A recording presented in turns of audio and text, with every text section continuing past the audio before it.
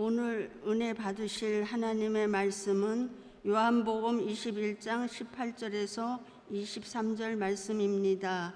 요한복음 21장 18절에서 23절 말씀을 다 같이 봉독하시겠습니다. 내가 진실로 진실로 내게 이르노니 내가 젊어서는 스스로 띠띠고 원하는 곳으로 다녔거니와 늙어서는 내 팔을 벌리리니 남이 내게 띠띠우고 원하지 아니하는 곳으로 데려가리라. 이 말씀을 하심은 베드로가 어떠한 죽음으로 하나님께 영광을 돌릴 것을 가리키심이로라. 이 말씀을 하시고 베드로에게 이르시되 나를 따르라 하시니 베드로가 돌이켜 예수께서 사랑하시는 그 제자가 따르는 것을 보니 그는 만찬 속에서 예수의 품에 의지하여 주님, 주님을 파는 자가 누구오니까 묻던 자더라. 이에 베드로가 그를 보고 예수께 여짜오되 주님, 이 사람은 어떻게 되겠사옵나이까? 예수께서 이르시되 내가 올 때까지 그를 머물게 하고자 할지라도 내게 무슨 상관이냐? 너는 나를 따르라 하시더라. 이 말씀이 형제들에게 나가서 그 제자는 죽지 아니하겠다 하였으나 예수의 말씀은 그가 죽지 않겠다 하신 것이 아니라 내가 올 때까지 그를 머물게 하고자 할지라도 내게 무슨 상관이냐 하신 것이로라. 아멘. 말씀의 제목을 함께 따라해 주시길 바랍니다. 상관하지 말고 주님을 따르라. 상관하지 말고 주님을 따르라. 1989년도에 행복은 성적순이 아니잖아요 라고 하는, 지금은 활동을 잘 안 하시는데 그때 당시에 굉장히 하이틴 스타였던 이미연 씨 기억하십니까? 그분이 이제 주연을 맡았던 영화가 개봉이 되었는데, 행복은 성적순이 아니잖아요 라는 말에 크게 반론을 제기하기는 어렵지만 인생을 어느 정도 사신 분들은 행복은 성적순이 아니라는 그런 말이 얼마나 감성적이고 비현실적인지 알 겁니다. 사람들은 모든 일에 성적을 매기고 싶어 해요. 여러분들은 현재 자기 자신 인생 점수를 몇 점으로 줄 수 있습니까? 아주 높은 점수를 줄 만큼 완벽하고 흠이 없었다라고 말할 사람은 없겠지만, 그래도 남에게 피해를 주지 않고 나름 열심히 살았다고 낙제점이라고 말할 수 있는 분이 제법 있을지도 모르겠습니다. 하지만 잘 살았는가 아닌가 말하는 것이 모호하기 때문에 대체로 내 자신 스스로가 나는 잘 살았다, 못 살았다, 낙제점 아니다 라고 말하는 것보다는 다른 사람께 물어보는 게 나아요.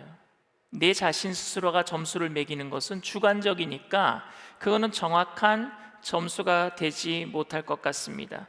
그래서 다른 사람들에게 내 점수를 물어보는 게 사실 좀 더 좋은 어떤 방법이라고 생각을 합니다. 그렇다고 여러분 예배가 끝난 다음에 가족들에게 지나가면서 나는 몇 점 정도 되는가 묻지 마세요. 모르는 게 약일 수도 있어요.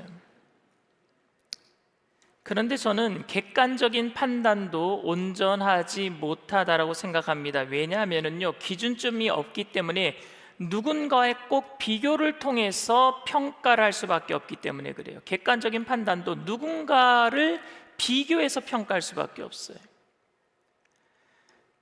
그러니까 결과에 따라 성적순으로 평가하는 것이 객관적으로 생각하지만 결국 그것도 상대적인 것이 되고 맙니다. 제가 학교 다닐 때, 지금은 그런지 모르겠어요, 시험이 끝나면은요 결과를 알려주는데 성적표가 나오는데 전교 몇 등, 반에서 몇 등 이걸 꼭 줬어요. 아마도 그런 영향 때문인지 제가 신앙생활을 하면서 그리고 목사가 되어서 헌신하면서 열심히 제가 지금 목회를 하면서 나는 정말로 하나님 앞에 몇 등인가를 생각할 때가 많아요. 몇 등 정도가 될까? 우리 교회 성도님들은 제가 목양을 하고 있는데 여러분들은 하나님 앞에 가서 몇 등 정도 될까? 그런데 여러분, 신학교에서도 공부하면서 내가 몇 등 정도 될까? 내 설교는 한국교회 목사님들 중에서 몇 등 정도 될까? 그리고 우리 교회는 크기로 몇 등 정도 될까? 내가 잘하는가 하는 그 질문은 언제나 은연중에라도 다른 사람들보다 라고 하는 것을 전제로 하고 있어요. 다른 사람들보다. 이런 비교의식을 합리화하기 위해서 자주 사용했던 말이 뭔지 아십니까? 선의의 경쟁이라는 말입니다. 선의의 경쟁. 정말 선의의 경쟁이라는 것이 있을까요? 성공주의나 성과주의 사회에서는 선의의 경쟁이라는 말은 가능할 겁니다. 중요한 것은 결과이고 좋은 결과를 위한 수단은 정당화될 수 있다라고 볼 수 있을 테니까요. 원하는 결과만 얻을 수 있다면 과정이 지나치다 해도 용납될 수 있는 것이 성공주의 사회입니다. 제가 그래서 목회를 좀 잘 못하고 있는 것 아닌가 하는 이유가 있는데, 목회는 결과가 아닌 과정이 중요하기 때문입니다. 저는 나름대로 지금도 열심히 목회하고 있습니다. 그런데 제가 열심을 내도록 동기를 부여했던 것이 거의 모든 경우에 다른 사람들보다라고 하는 비교의식이었던 것 같아요. 비교. 그러니까 제가 목회를 하면서 관심을 보이고 경쟁하려고 했던 것은 세상의 주관자 마귀가 아니라 다른 교회들이었던 것 같아요. 세상에서 어떻게 교회가 빛이 될 수 있는가 하기보다는 어떻게 제가 목회하는 그 교회가 다른 교회들보다 나은 교회가 될 수 있는가에 관심이 있었단 말입니다. 정말 교회들끼리 경쟁을 하는 것을 선의의 경쟁이라고 보아도 되겠습니까? 교인들이 서로 경쟁하듯이 전도한다면 결과적으로 교회가 성장했으니까 괜찮다라고 말할 수 있을까요, 여러분? 의도의 불순함도 문제가 되겠지만 이것은 하나님의 주권적인 섭리에 대한 거부나 도전이 될 수 있다는 거 아십니까? 각자를 향한 하나님의 계획이 있다면, 그리고 주어진 책임과 사명이 다르다면 선의의 경쟁이라는 이름으로 비교함으로 어떤 사람들은 교만해지고 어떤 사람은 위축되는 패배감을 경험하는 사람들도 많을 거라고 저는 생각됩니다. 이 비교의식 때문에 우리는 하나님을 공평하지 않다라고 얘기하기도 합니다. 하나님이 적어도 여러분 분배에 있어서는 공평하지 않아요. 어떤 사람에게는 5달란트, 어떤 사람에게는 2달란트, 어떤 사람에게는 1달란트를 줬단 말입니다. 분배에 있어서는 공평하지 않아요. 밤새도록 공부해도 무슨 말인지 모르겠고 외워도 돌아서면은요 잊어버리는 보통 사람이 한 번만 읽어도 다 외워지고 이해가 되는 사람을 무슨 재주로 이길 수 있습니까? 설령 그렇게 이겼다라고 해도, 그래서 인간 승리라고 신문에 보도가 돼도 그런 사람이 되는 것이 우리의 사명입니까? 각자를 향한 하나님의 계획이 다르기에 각자에게 주신 은사와 사역도 저는 다르다라고 생각합니다. 사도 요한이 보았던 당시 교회의 문제가 비교였다라고 생각해요. 교회들끼리 서로 비교하는 거예요. 그 구절이 오늘 본문에 나옵니다. 사실은 모든 공동체의 연합을 깨트리고 교회를 어렵게 만드는 것이 여러분 뭔지 아십니까? 비교예요. 나름대로 열심을 냈지만 결과적으로 질투를 만들고 낙심하게 만드는 것이 바로 비교입니다. 죄성을 가진 인간으로서 비교의식은 어쩔 수 없는 것이라고 말할 수 있겠지만, 그렇기에 그것을 묵인해야 하는 의식이 아니라 치열하게 싸워야 할 의식이란 말입니다. 의롭다함을 받아 하나님의 백성이 된 사람들이 이 세상을 살아가는 동안에 해야 할 일은 하나님의 뜻에 합당하게 살려는 치열한 영적인 싸움이고, 그것이 바로 성화의 과정인 줄 믿습니다. 그러니까 내 안에 비교의식과 싸워내야죠. 묵인하는 게 아니라, 덮어놓고 넘어가는 게 아니라. 당시 예수님의 제자들 중에 유일하게 생존했던 사도는 요한입니다. 대부분의 사도는 복음을 전하다가 순교했어요. 특히 베드로의 경우는요, 분명히 일찍 죽임을 당했습니다. 적어도 당시 생존에 있던 요한에 비한다면 십자가 처형이라는 끔찍한 형벌로 베드로는 죽임을 당했고, 요한보다 훨씬 일찍 사역을 마감한 셈입니다. 복음을 위해서 여러분 순교한 것이 훌륭한 겁니까? 아니면 오래 살아서 사역을 더 이어가는 게 훌륭한 겁니까? 전혀 다른 맥락이기는 하지만 한 교회에서 오래 목회하는 것이 바람직한 겁니까? 아니면 오래 있지 않고 사역의 자리를 옮겨 다니면서 교회를 세우는 것이 바람직한 것입니까?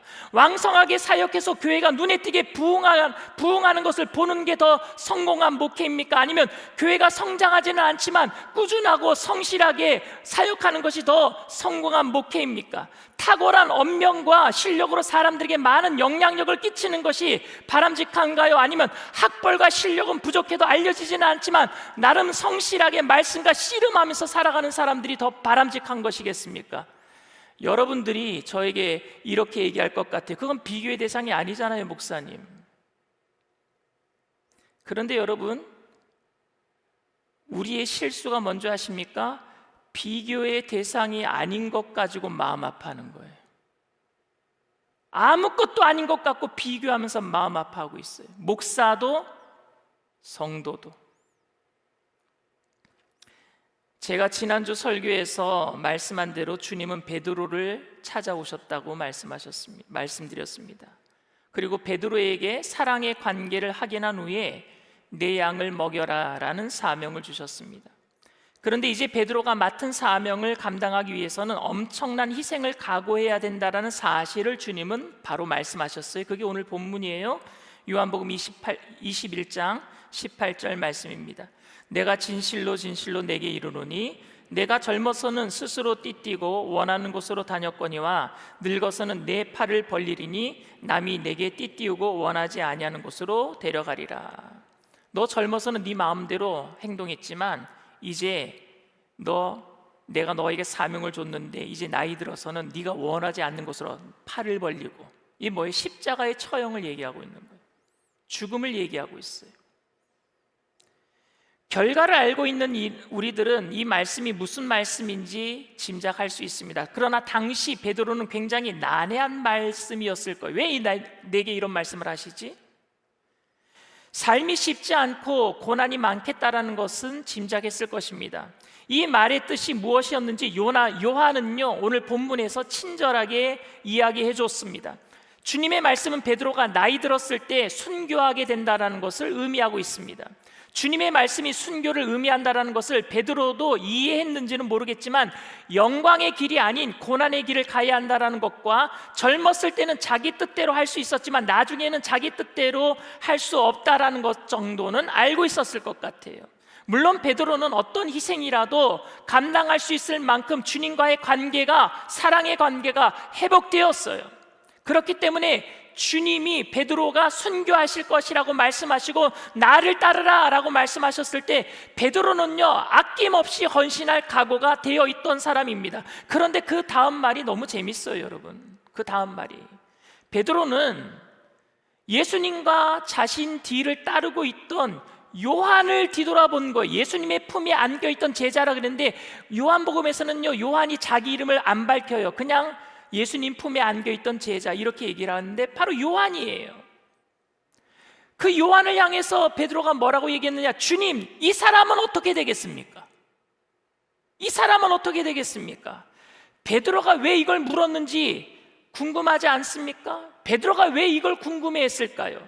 요한이 어떤 삶을 살게 될 것인가? 왜 베드로가 궁금했을까요? 베드로와 요한은 어쩔 수 없는 여러분 경쟁 관계이니까 그렇게 궁금했을까요? 자신이 그리스도를 위해서 고난받는 것은 당연히 기쁨으로 받을 수 있는데 요한은 고난받지 않고 자기만 고난을 받는다면 그게 억울해서 그렇게 말한 겁니까?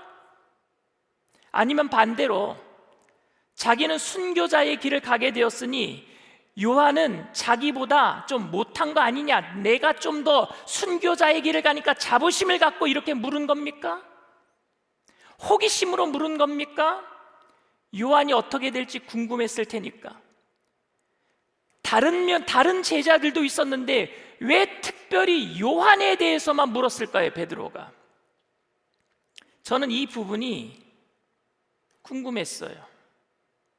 그리고 요한은 왜 이 이야기를 요한복음 마지막 장인 21장 결론 부분, 대미를 장식하는 부분에 이 베드로의 궁금증을 요한이 기록했을까요? 제가 정말로 궁금한 것은 베드로가 어떤 의미로 이 말을 했는가라기보다는 요한은 왜 이 사건을 요한복음 마지막 결론 부분에 언급하고 있는가, 이게 궁금했단 말입니다. 베드로에게 요한과의 경쟁심이 여전히 자리 잡고 있었다라고 볼 수는 없지만 베드로가 가지고 있었던 궁금증을 통해서 사도 요한이 당시 교회 공동체에게 하고 싶었던 말이 무엇일까요? 왜? 결론 부분이니까. 헌신을 다짐하고 주님의 무조건적인 사랑에 대한 반응으로 주님을 사랑하여서 목양의 사명을 받은 베드로처럼 이 모든 사람들보다 주님을 더 사랑합니다라고 고백했던 모든 당시 초대교회 교인들에게 요한이 하고 싶었던 말이 무엇일까요?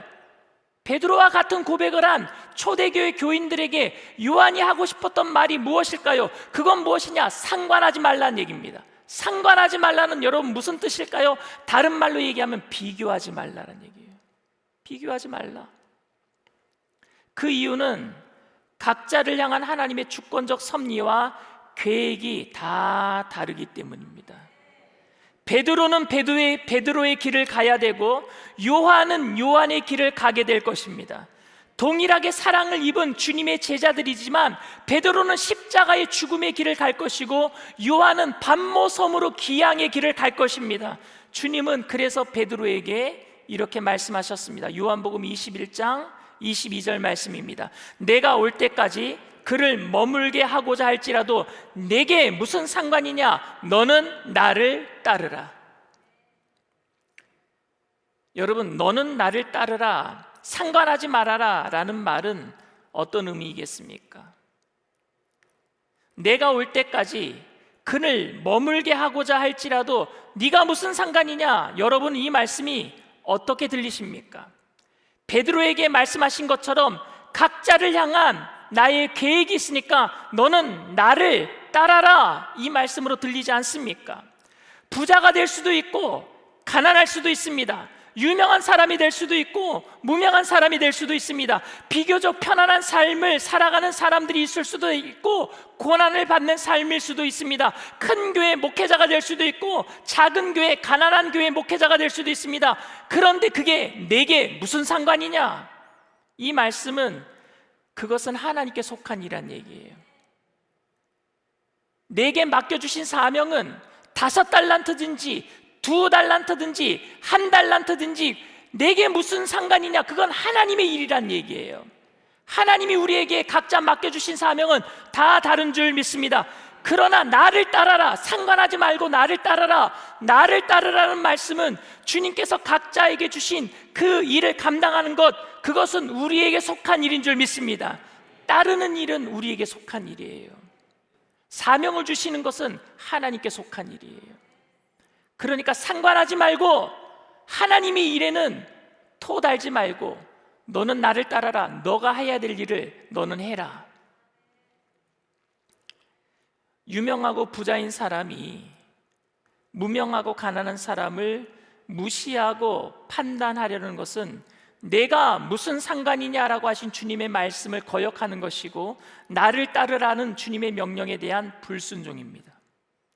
마찬가지로 무명하고 가난한 목사가 유명하고 실력 있는 목사를 부러워하고 원망하며 위축되어서 패배감에 시달리는 것도 내게 무슨 상관이 있느냐라고 말씀하신 주님의 말씀에 대한 거역이고 나를 따라라라고 하신 주님의 명령에 대한 불순종입니다. 우리에게 주신 명령은 남들보다가 아니라 상관하지 말고 주님을 따르는 것인 줄 믿습니다. 사도 바울이 영적인 아들 디모데에게 한 말, 겉면의 말이 주님이 베드로에게 한 말과 똑같아요. 디모데후서 2장 21절 22절 말씀입니다. 큰 집에는 금그릇과 은그릇뿐 아니라 나무 그릇과 질그릇도 있어 귀하게 쓰는 것도 있고 천하게 쓰는 것도 있나니 그러므로 누구든지 이런 것에서 자기를 깨끗하게 하면 귀히 쓰는 그릇이 되어 거룩하고 주인의 쓰심에 합당하며 모든 선한 일에 준비함이 되리라. 아멘. 금그릇은 귀하게 쓰이고 나무 그릇은 천하게 쓰이지만 어떤 재질로 만들어졌든지 진리를 분별하고 하나님 앞에 합당하게 살아내므로 자신을 깨끗하게 하면은 귀한 그릇이 된다는 말씀이에요. 우리 모두 다 주님 앞에 귀하게 쓰임받게 될 줄 믿습니다. 그러니까 내가 너를 어떻게 사용하든지 너는 상관하지 말고 나를 따라라 라는 주님의 말씀과 똑같은 말씀 아닙니까? 저의 경우를 생각해 보면 사실 불편함이 있을 때가 많습니다. 그런데 그 불편함 속에서도 현재의 모습에 감사할 수 있어요. 그런데 그 불편함을 남들과 비교하는 순간 불행이 돼버려요. 너무 많이 경험했어요. 불편함이 불행이 될 수 있어요. 그거는 남들과 비교해 버릴 때예요. 각자 처한 상황과 조건이 달라서 헌신의 방법이 달라질 수 있음에도 모든 것을 똑같이 획일화해서 비교함으로 사람들을 위축되게 만들고 또는 교만하게 만들기도 합니다.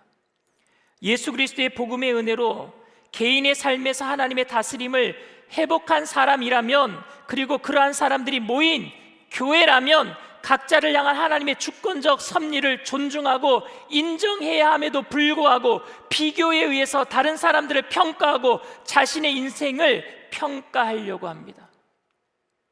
그것은 마지막 날 예수님께서 산과 골짜기를 모두 평지가 되게 할 하나님 나라에 속한 사람들에게 전혀 합당하지 않은 모습 아닙니까? 알아요. 우리는 모두 눈에 보이는 것으로 비교하게 되는 것은 어쩔 수 없다는 사실을 압니다. 잘 나가는 사람을 보면 위축되는 것이 당연하고, 내가 잘 나갈 때는 다른 사람들보다 낫다라고 생각하는 것이 어쩔 수 없어요. 그러나 그리스도인들은 분명히 알아야 합니다. 교회는 분명히 알아야 합니다. 그 어쩔 수 없는 것과 싸워내는 것이 성화인 줄 믿습니다. 당연하다라고 생각하지 마세요. 당연하다고 생각하지 마세요. 내 이웃, 내 형제가 선한 경쟁의 상대가 아니라 그들은 우리와 함께 같이 가야 될 대상인 줄 믿습니다. 서로 받은 달란트가 다를 뿐이에요. 다른 사람들 내 비교의 대상으로 삼고 우리가 비교하고 교만해지고 비교하고 낙심하고 있다면 그런 죄성과 피 흘리면서 싸워야 될 줄 믿습니다. 그거와 싸워내. 그게 영적인 싸움이에요. 형제 이웃과의 경쟁으로 얻은 결과로 즐거워할 것이 아니라 그 경쟁 때문에 상처받은 사람들로 인해서 아파하고 미안해해야 돼요. 우리가 요한의 삶과 베드로의 삶이 비교의 대상이 아님을 안다면 우리의 삶과 다른 사람의 삶도 비교의 대상이 아님을 알아야 합니다. 세상은 바로 그 비교에 의해서 성공과 실패를 말하지만 우리는 그건 흉내조차 내면 안 돼요. 죄는 모양이라도 버리라고 했어요. 그래야 교회인 겁니다. 그래야 성도인 것입니다. 오늘날 교회의 문제는 이런 비교의식이 여전히 존재한다는 데 있는 것이 아니라 이 비교의식을 미화시키고 합리화해서 치열하게 감당해야 할 영적인 싸움을 포기해버린 것 같아요. 그게 더 큰 문제예요. 선의의 경쟁이란 이름으로 미화시켜버렸어요. 사랑하는 성도 여러분, 낙심하지 마십시오. 잘할 수 있을까 두려워하지도 마십시오. 여러분의 사역과 삶은 주님의 마음이 있고 주님의 손에 달려있는 줄 믿습니다. 다른 사람들보다 낫다고 많은 재능과 은사가 있다고 교만하지 마시길 바랍니다. 5달란트 받은 사람은 5달란트 남기는 것 당연한 겁니다.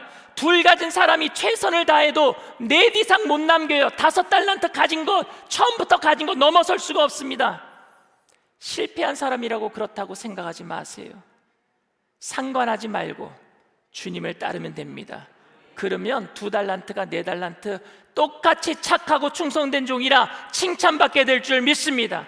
1달란트 받은 사람 상관한 거예요. 주님은 나에게 왜 1달란트 주셨는가? 그냥 파묻어 버렸어요. 그건 뭐예요? 따르지 않은 거예요. 주님을 따르지 않았어요. 물론 상관하지 말라는 말은 관심을 가지지 말라는 말이 아님을 여러분들은 잘 아실 것입니다. 다른 사람을 배려해서 서로 사랑하는 것이 주님을 따르는 것임을 요한복음과 그의 서신서들을 통해서 우리는 잘 알 수 있습니다. 각자에게 주신 주님의 다양한 방식과 인도하심을 겸허히 인정하고 끝까지 주님을 따르게 되기를 바랍니다. 여러분 옆에 있는 사람들은 주어진 것들과 가야 할 길들이 서로 다를 겁니다. 위축되거나 무시할 경쟁 상태가 아니라 우리가 사랑해야 할 성도고 동료이고 형제이고 자매이며 그리스도 안에서 회복된 거룩한 하나님의 형상인 것을 잊지 말게 되기를 바랍니다. 우리 교회는 다 같이 갈 거예요. 맡은 달란트가 다 달라요.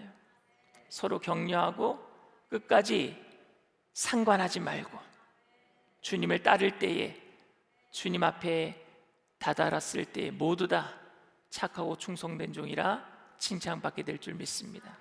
저와 여러분 모두 다 그 사명을 잘 감당해 내시기를 주님의 이름으로 축원을 드립니다. 내 앞에 주어진 매일의 삶을 살다가 보면 우리 찬양합시다.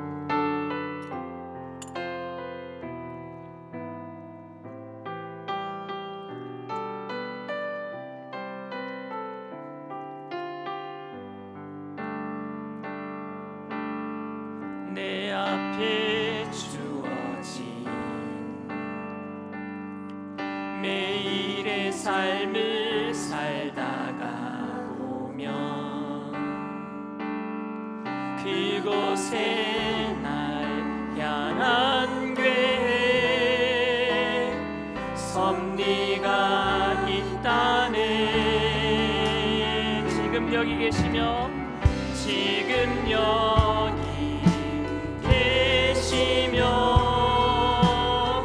말씀해 주시는 하나님, 내 삶에 역사하시는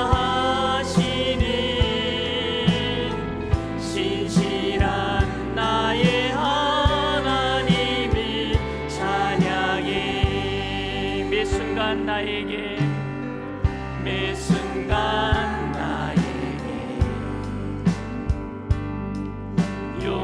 요구하시는 작은 믿음들, 그곳에 날 향한 괴 섭리가 있다네. 매 순간 나에게 요구하시는, 매 순간 나에게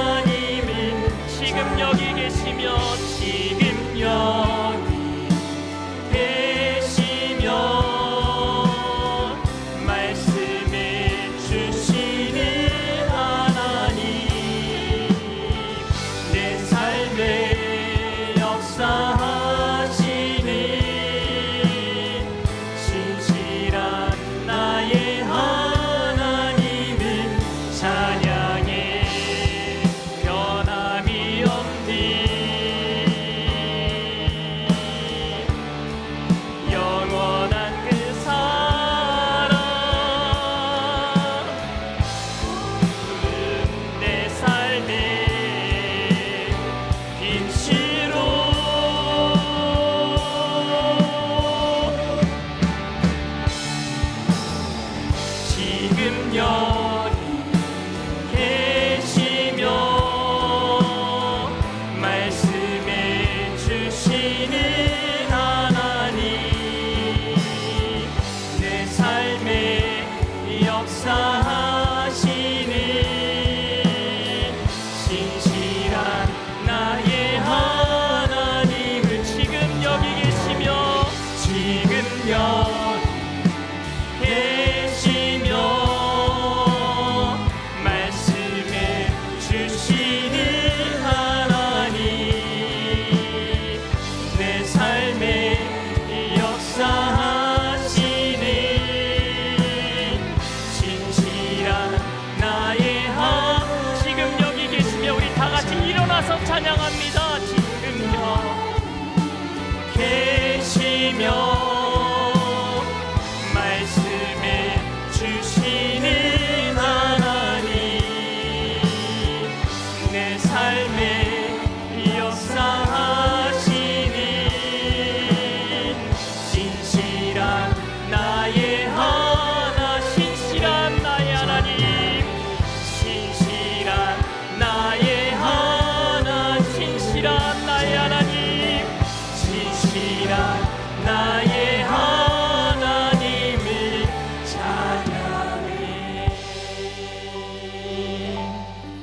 주님이 보시면 우리는 다 모두 다 똑같아요. 더 잘난 사람도 없고 더 못난 사람도 없어요. 그리고 우리에게 주시는 모든 사명은 주님의 영광을 위해서 우리에게 주신 달란트 사명인 줄 믿습니다. 나의 영광이 될 수 없고 내 자랑거리가 될 수도 없어요. 내가 만약에 5달란트 받았다면은 5달란트 남겨야 될 책임이 더 큰 거예요. 사명이 많다면 책임감이 더 큰 거예요. 권한이 큰 게 아니라 책임감이 큰 겁니다. 주님은 공평하셔요. 뭐 때문에 공평하시느냐? 주신 것만큼, 달란트를 주신 것만큼 받아내는 게 공평합니다. 2달란트 맡긴 사람에게 5달란트 원하지 않으셔요. 2달란트 남기면 되는 거예요. 그런데 우리는 그걸 비교하고 있단 말입니다. 비교하는 순간 불행해져요. 우리는 함께 가야 될 형제요 자매인 줄 믿습니다. 누군가가 큰 사명을 받았다면 큰 거 남길 수 있도록 여러분 기도해 주십시오. 누군가가 나보다 조금 작은 사명을 받았다면 위축되지 아니하고 그 사명 잘 감당할 수 있도록 함께 끌어주시길 부탁을 드립니다. 그게 우리 모든 교회의 사명이고 주님이 이 땅에 오실 때까지 우리가 감당해야 할 그 사명인 줄 믿습니다. 성령님, 이 시간 주님의 일에 상관하지 말고 주님께서 내게 맡겨주신 일에 집중하며 주님 감당하며 주님 따르게 하여 달라고, 성령으로 충만케 해달라고 우리 주님 3번 부르고 통성으로 간절히 기도합니다.